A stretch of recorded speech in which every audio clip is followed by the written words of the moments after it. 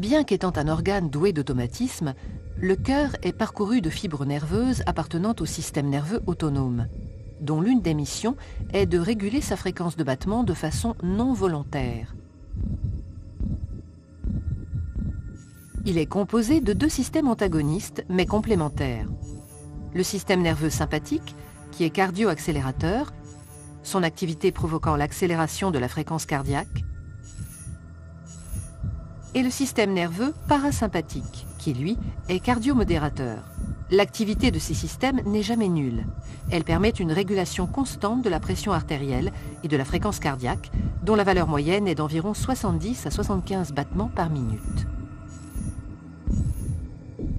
La régulation de la fréquence cardiaque est un dialogue permanent qui s'établit entre la région du cœur et la base du cerveau par l'intermédiaire d'un circuit de fibres nerveuses. Des récepteurs sensoriels, appelés barorécepteurs, sensibles aux variations de la pression artérielle, sont situés au niveau du sinus carotidien et de la crosse aortique.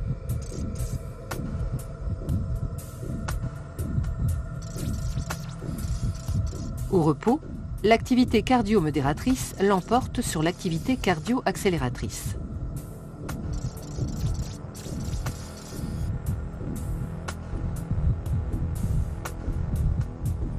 Dans le cas d'une augmentation de la pression artérielle, les barorécepteurs sont stimulés, ce qui se traduit par une augmentation de la fréquence des signaux nerveux transmis par les nerfs de Hering et de Sion vers un centre nerveux bulbaire situé dans le bulbe rachidien, au-dessus de la moelle épinière.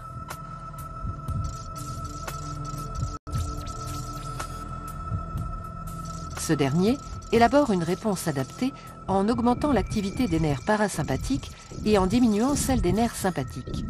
Le ralentissement du cœur se fait par la libération d'un neurotransmetteur, l'acétylcholine, sécrété par le système nerveux parasympathique. En conséquence, fréquence et débit cardiaque diminuent, ce qui abaisse la pression artérielle en la ramenant à sa valeur normale.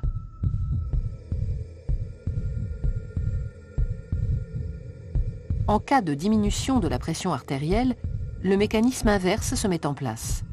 La fréquence des signaux transmis par les nerfs de Hering et de Sion vers le centre nerveux bulbaire est réduite.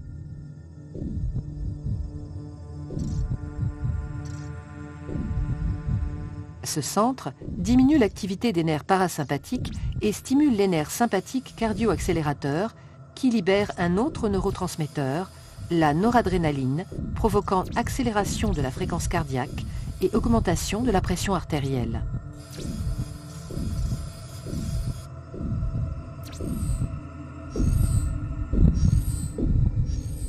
Ces mécanismes constituent une boucle de régulation qui contribue à maintenir la pression artérielle dans d'étroites limites autour d'une valeur de référence.